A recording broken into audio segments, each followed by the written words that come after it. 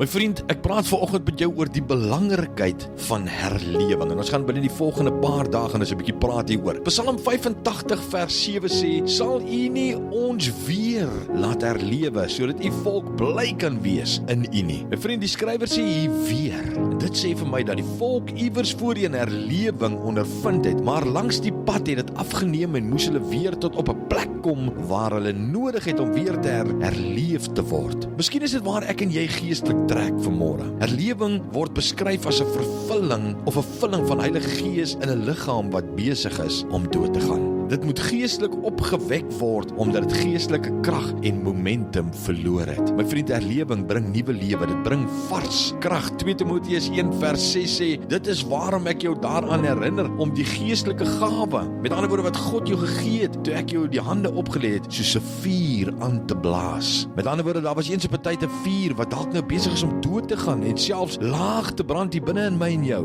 En ek en jy moet daai sterwende vuur weer aanblaas. My vriend, moenie sit en wag vir iets om te gebeur nie. Moenie sit en wag vir herlewing om te begin hier rondom jou nie. Kom ek en jy blaas die kole hier binne in ons 'n bietjie aan. En in die volgende paar boodskapies gaan ek en jy baie praat oor hoe jy kan agterkom as daai kole so 'n bietjie aangeblaas moet word in jou. Kom ons bid saam, Abba Vader, baie dankie Here, dat ons weet vanmôre dat ons self verantwoordelik is om hierdie vuurtjie, hierdie vuur wat so 'n bietjie dof geraak het, net te kom aanblaas weer in ons lewens. Here, laat herlewing by ons begin in hierdie dag. Ons eer U, ons loof U en ons prys U wonderlike naam. In Jesus se naam. Amen.